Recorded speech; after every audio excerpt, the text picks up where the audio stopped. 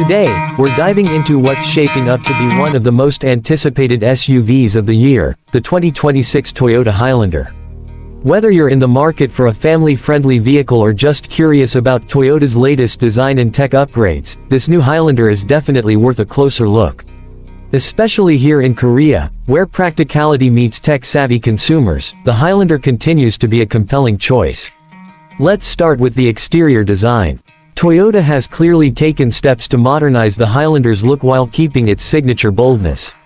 The front grille has been slightly reshaped. It's sleeker, but still aggressive, giving the SUV a more premium road presence. The headlights are sharper, with new integrated LED daytime running lights that look stunning, especially at night.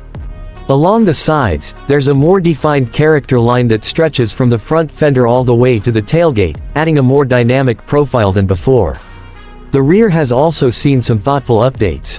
You'll notice more sculpted taillights and a slightly revised bumper, giving the SUV a more muscular stance. Toyota has also introduced new alloy wheel designs, ranging from 18 to 20 inches, depending on the trim. Overall, it's a subtle evolution, not a complete redesign, but enough to make it feel fresher and more upscale compared to the 2025 model. Now let's talk engine performance.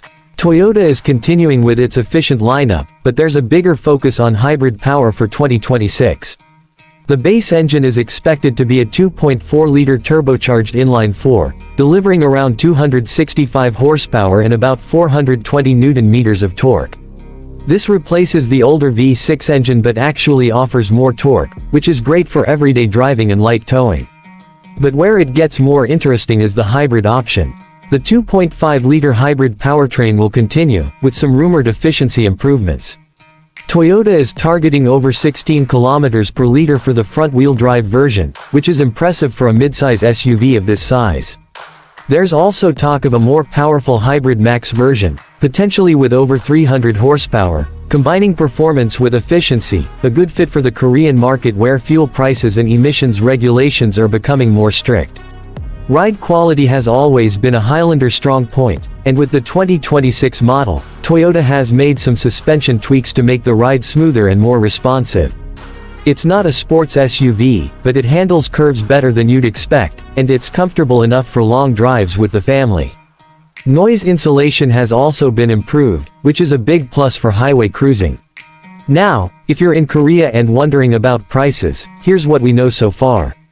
While official prices haven't been announced yet, we expect the base model to start around 45 million won. Higher trims, especially the hybrid and AWD variants, could climb up to 60 million won or more, depending on features. If Toyota brings in the hybrid max variant, that could touch 65 million won, placing it in the upper midsize SUV tier. Of course, exact pricing will depend on import duties, taxes, and available trims in the Korean market, but this should give you a ballpark figure. So when can you actually buy one?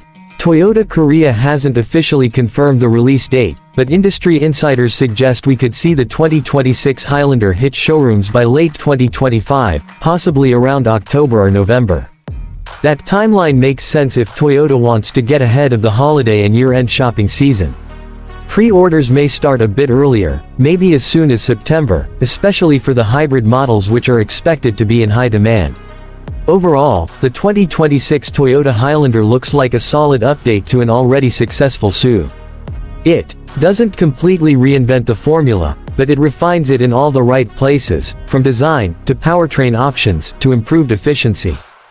For Korean drivers who want space, comfort, and strong resale value, the Highlander remains a smart, reliable choice. Let me know what you think in the comments. Would you go for the hybrid or stick with the turbo petrol? And which feature are you most excited about? Make sure to like the video if you found this review helpful, and subscribe for more car news and test drives coming soon.